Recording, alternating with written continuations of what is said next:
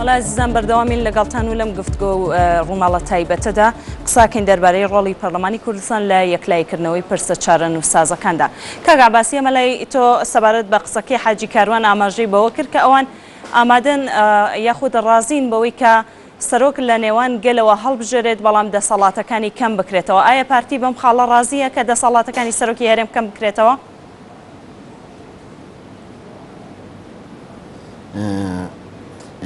بێشک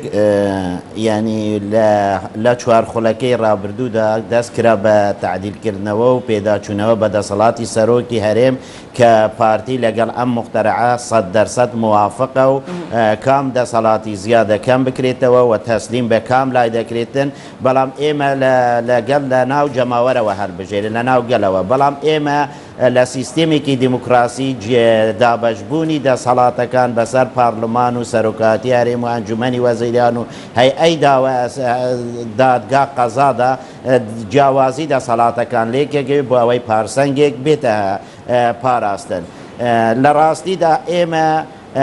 دەبێت زۆر ئەمڕۆکە بە هەستی مەسئولیەتەوە دوور لە مەزادە بەداخەوە هەموو مناقشەکان و گفتوگوەکانمان چوونە حاڵەتێکی ئەوە هەرێک دیفاع لە بەرژەوەندی فراکسیۆنی خۆ بۆ چوونی خۆمان بکەین. ئێستا ئێمە ڕاستە یاسامان دەرێنا کە هێزی پێشمەرگە یەک بخرێتن و جەنابی سەرۆکیش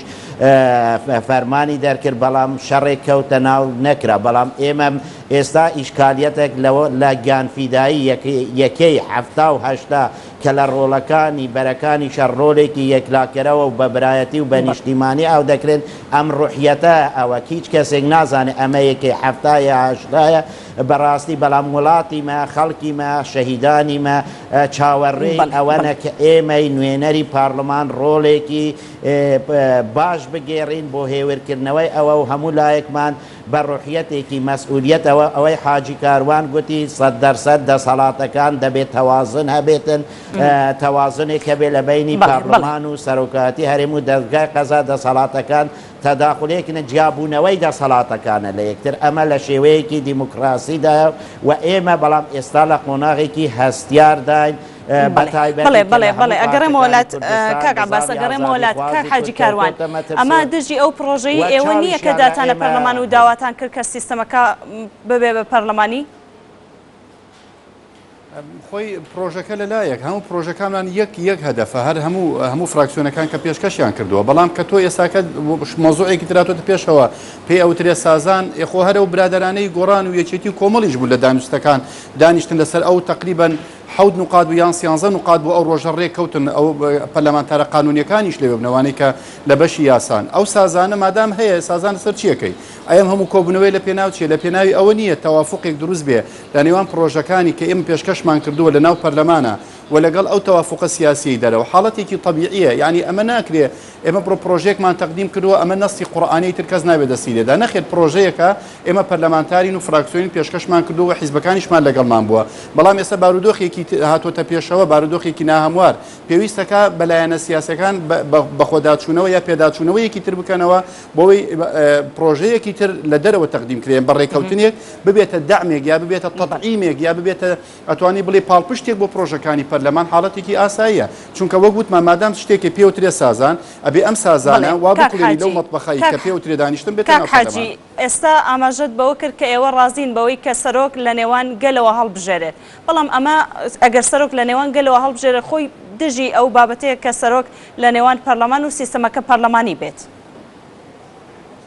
نابوو سیستەم هەیە دکتۆر شێرکۆ لەواچێ لە منش باشتر بزانین سیستەمەیە پە سەرۆکایەتی پەرلەمانی حاڵەتێکی طبیعیە تۆ توانین تەوافقی دروستکە لە بینە دوو سیستەمەکەیە. یعنی تۆ مادام پەرلەمانێکەیە سیستەمدا ئەنێ بۆ ئەو کەسەی ئەبێتە سەرۆکی هەرێم یا بۆ سەرۆکایەتی هەرێم بە پێ ئەو سەرۆکایەتیە، یعنی ئەتا سەرۆک معنای ئەوە نییە سەرۆک لە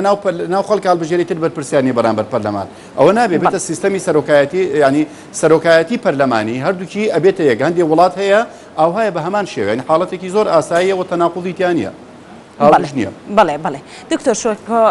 ئێوەش وەکو بزوتنەوەی گۆڕان ڕازین لەگەڵ ئەوەی کە سەرۆک لە نێوان گەلەوە هەڵبژێرێت بەڵام سیستەمەکە پەرلەمانی بێت ئەگەر بۆمان ڕوونکەیتەوە مە چۆنە؟ لە ڕاستیە سیستەمی پەرلەمانی ینی کۆمەڵێک با بڵین دووسێ سیمای زۆر دیاری هەیە، یەکێ لەوانە دوانەی دەسەڵاتی جێبەجێکردنە سەرۆکی ئەنجومەنی وەزیران هەیە و سەرۆکی کۆماریش هەیە یا مەلیکیش هەیە وەکو لە بریتانیا ئەوانە جۆرێکی تریش یا بڵین حاڵاتێکی تری یاخو تایبەتمەندێکی تری ئەوەیە کە ئەبێت سەرۆک لە ناو پەرلەمانەوە هەڵبژێردرێ لە ڕاستیە با زۆر دوور نەڕۆین ئێمە نموزەجی بەغامان لە بەردەسایە باش نیە ئێمە خۆ لە پرۆژ لە قسەکانی شپانەنداوامان کردووە سیستەمێک هاوشێوەی بەغا لە بەغا با بڵین سەرۆکی کۆمار لە هەموو خولەکانە لە ناو پەرلەمانەوە هەڵبژێردراوە بەسڵاتێکی پرۆتۆکۆڵی یاخو تەشریفاتی هەیە و مەسئول نییە لە بەرامبەر پەرلەمانەوە بانگی ناکەن ینی مەسئول نییە لە بەرامبەر پەرلەمانە لە بەرەوەی دەسەڵاتی زۆر و زەوەندی لە بەردەستانیە لە ڕاستیات تۆ ناکرێت ینی سەرۆکێک هەبێ بە هەموو دەسەڵاتە زۆرەوە بەڵام مەسئولیش نەبێت لە بەرامبەر جیهەتێکە یعنی خۆ ئەگەر بشمانێ با بڵین لەگەڵ واقعی کوردستانە نمونەی بەغداد هێنایەوە ئەم نمونەیە سەرکەوتوو بووە بۆ سەرکەوتوو نەبووە یعنی تۆ بێنە لە بەرچاوی خۆت ئێستا من لەما ینی با بڵین لەما دیدگاکانمان جیا ئەبێتەوە من لە ڕاستیا بە هیچ وەرە بە مزایدە قسەم نەکردووە و ئەو پەڕی ڕێز و تەقدیرم هەیە بۆ هەر کەسێک لە ژێر هەر ناوێکە ئەمڕۆ لە بەرەکانی شەڕ دەکات جا لە ژێر ناوی ئاساییشا بێ پۆلیسا بێ پێشمەرگە بێ خۆبەخش بێ گەریلا بێ ئەوانە لە ڕاستیە شایانی هەموو جۆرە ژیانێکی شەرەفمەندانن بۆیان دابین کرێتەوەوانە بەڵام تۆ سەری نموزەجی بەغاکە باشە عەبادی بزانە چەند هەنگاوی چاکسازی ناوە لەم ماوەی ڕابردووە ینی لە تازەترین شتا مەسەلا 123 کەس لە دەرەجەدارەکانی هەر لە پۆستەکانیان دوور خستۆتەوە ئەوانە ینی ئەم نموزەجە لە خۆ لە شەڕیشایە ئێستا بەغا لە شەڕایە لەگەڵ داعش لە کێشەی تائیفیایە لە زۆر مەسەلایە کێشەکە لەوەدایە یعنی نموزەجەکەی هەرێمی کوردستان هەمیشە یعنی خۆی واوێنە ئەکا کە ئەم نموزەجێکی زۆر باڵایە و هەمیشە خۆی لە چاکسازی ئەدزێتەوە بە بیانووی زۆر شتەوە لە مقابلی ئەوەدا ئێمە قەنەعەتمان وایە چاکسازی ڕیشەیی لە شەڕ ئاکرێت بەڵام هەرێمی کوردستان لە حاڵەتێکی شەڕ و پێکداداندایە ئەکرێت سەرۆکێکی تەشریفاتی بتوانێت ڕۆڵێکی ئەو تۆی هەبێت لەم بابەتەیە ئەزانی کێشەکە لە چیدایە کێشەکە لەوەدایە تۆ کوردستان بەرەو مؤسسات ئەبەی بەرەو چەسپاندنی دیموکراسی ئەبەی بەرەو دەسەڵاتدەستکردنی دەسەڵات ئەبەی یاخود ئەتەوێت جۆرێک لە حکومی تر بێنیتە بەرامەوە ینی من گریمان ئێستا ئێمە ڕازین ینی با بڵین بزوتنەوەی گۆڕانیش ڕازیە گریمان هەڵبژاردن لە ناو خەڵکەوە بکرێ هەر بەپێی ئەو دوو یاسایی کە لە پەرلەمان دانراوە کە ئێمە دەستمان نەبووە لە دانانیا یاسای ژمارەیەکی ساڵی 2005 یاسای ژمارە نوۆزەی سی حوزەیران سەرۆکی هەرێمی ڕابردوو کە تا نوێژدەی ئاب سەرۆکی هەرێم بووە مەسئول بەرزانی بۆی نییە خۆی هەڵبژێرێتەوە ینی کێشەکە لەوەدایە ئێستاکە دوور لە هەر تەشەنوجێک سازان لای برادرانی پارتی دیموکراتی کوردستان ئەوەیە کە چەند ساڵێکی تر لە دوای نوێژدەی ئابەوە چانس بدرێتەوە بە بەڕێز بارزانی سەرۆکی ئەم وڵاتە بێتەوەوانە ینی خۆ گریمان ئەوە من ڕازیم حیزبەکەشمان ڕازیە سەرۆکی هەرێم هەر کەسێکە فەرمون با کۆمیسیۆنی هەڵبژاردنەکان ڕابستێرن لە ماوەی 3 مانگە هەڵبژاردن کاتەوەوانە باشە ئەندامێکی مەکتەبی سیاسی پارتیش لە بەرنامەیەکی تاوتوی NRT داماژی بەوە کرد کە پارتی بارزانی نابێتەوە بە کاندید فەرمون بە لایەنەکانی تر کاندیدیان هەبێ ئەزانی خۆ ڕەوتی مناقەشی ناو کۆبوونەوەکان ئەوە نییە من لەگەڵ هاوڕێ پەرلەمانتارەکان قساکەم لە ئەخباری ناو کۆبوونەوەکانمان پێوترێت نەخێر زۆر بەڕوونی برادرانی پارتی دیموکراتی کوردستان چ لە سەردانیشانە بۆ لای لایەنە سیاسەکان داوای ئەوەیان کردووە کە ڕاستە ئەڵێن 2 ساڵ بەڵام بڕوای من لە 2 ساڵ زیاترە بە بڕوای من ئەیانەوە تا 10 ساڵی تر لە دوای نوێژدەی ئابەوە بە ڕێزبارزانی سەرۆکی ئەم وڵاتە بێ و ئێمە لە ڕاستیە ئەوەندەی تعدیلی یاساکە و ئەوەندەی کەمکردنەوەی دەسەڵاتەکان و ڕێخستنەوەی دەسەڵاتەکان ئەمانە بەلامانەوە کلیلی چاکسازی ڕێشەیە لە هەرێمی کوردستان. بەڵێ سوپاس کاک عەباس وەک کاک شێرکۆ ئاماژەی پێکرد دەڵێت پارتی داوای ئەوە دەکات کە تا چەند ساڵی دیکەش یاخود بەوە وەریگرتووە کە سازان ئەوە بێت تا چەند ساڵی تر بارزانی سەرۆکی هەرێمی کوردستان بێت ئەمە کەی مانای سازانە گەیەنێت؟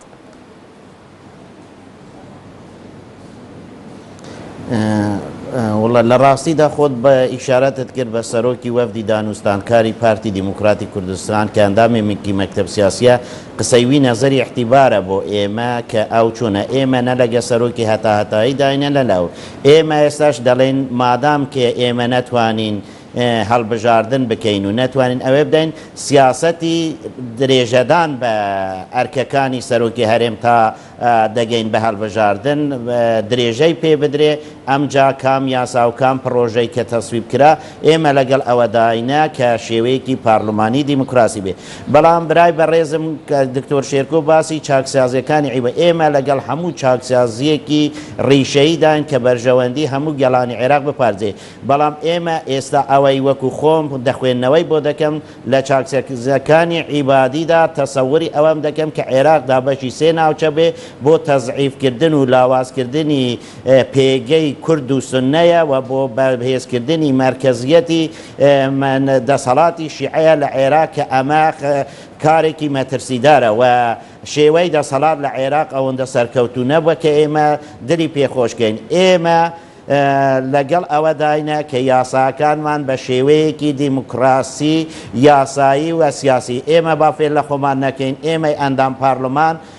ماوەی 7 مانگ نەمانتوانی سەرۆکاتی پارلمان هەڵبژێرین کە خۆت لە پێشەوەی ئیشارەتدا تاکو لە دەرەوە ڕێکەوتنێک و تەوافقێک کرا و سێ ناودرانە دەست ئێمە و ئێمەش ئەندام پارلمانان بەو تەوافقەی لە دەرەوە کراوە دەنگمان بەم سەرۆکاتەدا کراوە. با ئێمە ئەو متمانەی کە برای بەڕێزم دکتۆر شێرکۆ و حاجی کاروان و هەر 111 پارلمانمان لەوە ئەو سیقە و احتیمادەی کە پێشتر ڕوحیەتێکی پارلمانی لە خولێکی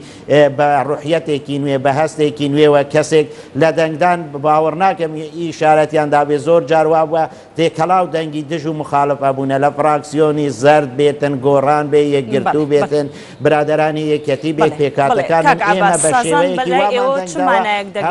وامانەکان فراکسیۆنە سازان بەلای ئێمە بەرژەوەندی باڵای کوردستان کە بۆ دەربازبوون لەم قەیرانەدا و حەزیش دەکەم یەک ئیشارەتێکیشی پێ بدەم کە ئەمڕۆکە 11 ئەیلولە کە بوو بە شۆڕشێکی سەرتاسەری کوردستان لە خانەقین تازاخۆ کە ئەمڕۆکە یادی یەکەمین شەهیدیش حەمە تەلانی یا کە یەکەمین شەهیدی ئەم شۆڕشەوە بە ئەم ڕوحیەتە لە خانەقینەوە تازاخۆ و پارچەکانی تری کوردستان بۆ بەرژەوەندی حاجی کاروان لە کاتێکدا ئەم هەموو قەیرانە بەرۆکی هاوڵاتیان یەم هەرێمی گرتوێتەوە لە قەیرانی نەبوونی موچە و نەبوونی کارەبا نەبوونی ئاو کردنەوەی چەند ڕۆژێکی دیکەی خوێندنگەکان و نەتوانینی خێزانەکان بۆ دابینکردنی پێویستیەکانی خوێندکارانیان بۆچی پەرلەمان هیچ گفت و قسەیەکی لەم بارەیەوە نیە ناتوانن بە دوواداچوون بۆ ئەم بابەتانە بکەن تەنها لەبەرەوەی کێشەی پرسی سەرۆکی هەرێم بوونی هەیە و لە ئێستادا دەستان بردووە بۆ بابەتێ کە هیچ پەیوەندیەکی بە ژیانی هاوڵاتیانەوە نیە ئەوش هەمواری پێڕەوی ناوخۆی پەرلەمانی کوردستانە. 100% لەگەڵتام ئێمە بەڕاستی من بەش بە حاڵی خۆمە و گلێم لە سەرۆکایەتی پەرلەمان کردووە و لێرەشەوە ئەیکەم ئەبایە سەرۆکایەتی پەرلەمان ئەم پرسی سەرۆکایەتی هەرێمەی کە ئێستاکە وەک بڤیلی ئەتۆ ناوێرە دەستی بۆ بەرێبا لەو لاوە داینی ئێستاکە دنیای کێشەی خەڵکەیە خۆی ئێمە ئەتوانین ئەگەر هیچ نەبێ ئەنجومەنی نەوت و غاز بانکەین ئەتوانی وەزیری دارایی بانکەین ئەتوانی وەزیری وەرزش و لاوان بانکەین ئەتوانی کۆمەڵە وەزیرە بانکەین عەلە لەقەل بتوە هەر دانیشتێکمان بکردایە بۆ چارەسەرکردنی کێشەی ئەم گەنجانە عەلە لەقەل بانگی وەزیری پەروەردە و خوێندنی باڵامان بکردایە بزانین ئەم ساڵ خوێندن مەجال زیاتر بۆ قوتابیان بکرێتەوە مەجال زیاتر بۆ تەعینات بکرێ بەڵام ئێستا خەڵکێکەیە حاجی کاروان ئێستا خەڵکێکەیە داوای ئەوە کە مادام پەرلەمانێ نەتوانێت کێشەکانی چارەسەر بکات با هەڵوەشێتەوە مادام حکوومەتێن نەتوانێت موچەی بۆ دابین بکە با هەڵوەشێتەوە. لە بیستمەوە قسەیە بڵێم ئێمە بن بەش بە حاڵی خۆم یعنی من ئەلێرەوە ڕایەگەێنم ئەگەر تا مانگێکی تر تا ئەو پەڕی مانگێکی تر وانە بێت بەڕاستی حەقی خۆیەتی ئەم پەرلەمانە دەست لە کاربەردا ئێستاکە وەک بڵێ دەستی لە گەچی گەرما گیراوە هیچی بۆ ناکرێت تەنها هەر قساکەین توخوا ئەمە ئیشی منە هەومان بووینەتە ئیعلامی ئەم ئەو بە تیرۆریستە زانێ ئەو بە ناپاکە زانێ ئەو قسە بەو ئەڵێ ئەو سەنگەر لەوەگرێ پەرلەمانتاری ئیشی ئەوەیە ئێستا بۆ ئێمە لە پەرلەمانە دابنیشتیان ڕۆژ نەبووە وەزیرێکمان بانگ بکردایە وەزیرمان بانگ کردو بە منە لێ مزایەدەی سیاسیە وەزیرەتر بانگەکەی ئەڵێ ئەوە وەختی ئەوە نییە کاکە ئێستاکە خەڵک گیری خواردووە خەڵک نانی نییە خەڵک ئاوی نییە پێشمەرگەی قوربەسەر 1000 دیار لە گیرفانی نییە واللهی پێشەوە بێمەناو ئەم بەرنامەیە ژنە پێشمەرگەی کە قوربەسەرە بە چاوی فرمێسک ئەگرێ واللهی ئەڵێ بە خۆم 7000 دینارم پێ مێردەکەم ئێستا لە ناو ئاگرە. بەڵێ کاک حاجی کاروان کەواتە هەڵوەشانەوەی حکوومەت و پەرلەمان باشترین چارەسەرە بۆ ئەم قەیرانی ئێستا؟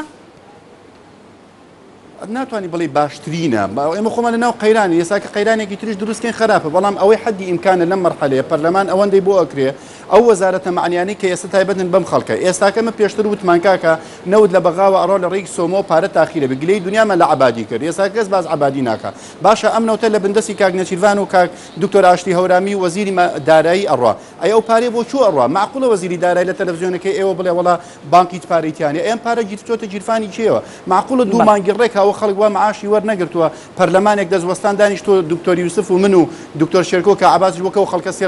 سێرەکەین سێر ئیخبارەکەین لە خەڵک چیری هاتووە ئەی پەرلەمانیشی چییە معقولە من نەتوانم وەزیرە بانکم بۆ پەرناو پەرلەمان لێ بپرسێمەوە بەڕاستی ئەمە قیمەی دەستوەستانی سەرۆکایەتی پەرلەمانە بە تایبەتی و ئەو باگەشتانەی کە کراوە ئەبێ بە زووترین کات سەرۆکایەتی پەرلەمان بە داواکاری و پەرلەمانتاران بێ ئەو دانیشتنە بکات. سپاس کاک حاجی ئێمە لای تۆ دکتۆر سەبارەت بەوەی کە ئێوە یەکێکن لەلایەنە سەرۆکیەکانی بەشدار لە حکوومەت لە ئێستادا یەک نەگرتنەوەی هێزی پێشمەرگە کە وەزیرەکەی لەلایەن ئێوەیە بەشێک لەم قەیرانانە با بڵێن بەرپرساریەتەکەی ئەکەوێتە ئەستۆ ئێوە لە هەمان کاتدا نەبوونی موچەکە وەزیری دارایی لای ئێوەیە کەواتە چۆنەکرێم کێشانە چارەسەر بکرێت. من بە دڵنیایی ئێڵێم بزوتنەوەی گۆڕان لە 18 2014ەوە کە کابینەی 8 متمانەی وەرگرتووە مەسئولە لەم حکوومەتە لە 18 2014ەوە مەسئولە لە پێش ئەوە بە هیچ جۆرە مەسئول نییە بەڵام ئەم قەیرانانە هی دەرەنجامی 23 ساڵی حکمی ڕابردووە کە ئیرادەیەک ئەوێت بە هەمان ڕیتم ئەم جۆرە لە حکم بەردەوام بێت و ئەوانە لە ڕاستیدا ینی ئەو ئیرادەیە وا وێنایی حکومەتی بنکەفراوانەکە کە هەموو مانگ لە بەردەم کەم و کورتەکانی یەکتریا بێدەنگ بین ئێمە چ لە ڕابردووە بۆ چاکسازی بەڵێ ئیرادە هەیە بۆ چاکسازی بەداخەوە لە هەموو دنیا لە کاتی ئەزەماتە لە کاتی شەڕە ئەقوەزیێتەوە بۆ چاکسازی بۆ نمونە لە کاتی حربی عالەمی دووەمە فکری قومبەرینەوە زەڕە دروست کراوە کۆمپیوتەر دروست کراوە ئەوە فەرمو عەبادی لە کاتی شەڕا دەستی بدۆ بۆ ئەو چاکسازیانە ئەگەر ملاحەزەیشی لەسەر بێگومان سونەکان ملاحەزان هەیە لەسەری ئەوە بۆیە لە ڕاستیە ئەم جۆرە لە تێگەیشتن بەرامبەر حکوومەتی بنکەفراوان تێگەیشتێکی زۆر خراپە کە پێی وا بێدەنگ بین ئێمە لە وەکو بزوتنەوەی گۆڕان وەکو فراکسیۆنی گۆڕان لە وەزیرەکەی خۆمانەوە دەستمان پێ کردووە ئەوە بەڕێز وەزیری داراییمان ماگرۆ بەناو پەرلەمان و ئومێدەوارین ئەو ئیرادەیە سەرکەوێت کە ئیرادەی چاکسازی ڕیشەیە. سپاس حاجی کاروان پەرلەمانتاری کوردستان لە فراکسیۆنی یەکگرتوو لە ستۆدیۆکانمان لە هەولێر هەروەها عەباس غەزالی پەرلەمانتاری کوردستان لە فراکسیۆنی پارتی و هەروەها دکتۆر شێرکۆ حەمە ئەمین پەرلەمانتاری کوردستان لە فراکسیۆنی بزوتنەوەی گۆڕان جارێکی تر سپاس بۆ هەر سێلاتان کە ئامادە بوون لەم ڕووماڵە تایبەتە سپاس بۆ ئێوەی ئازیز کە تا ئەم چرکە ساتە لەگەڵمان بوون تا ڕووماڵێکی دیکەی NRT بەخۆشی و کامەرانیتان ئەسپێرم هەر شاد.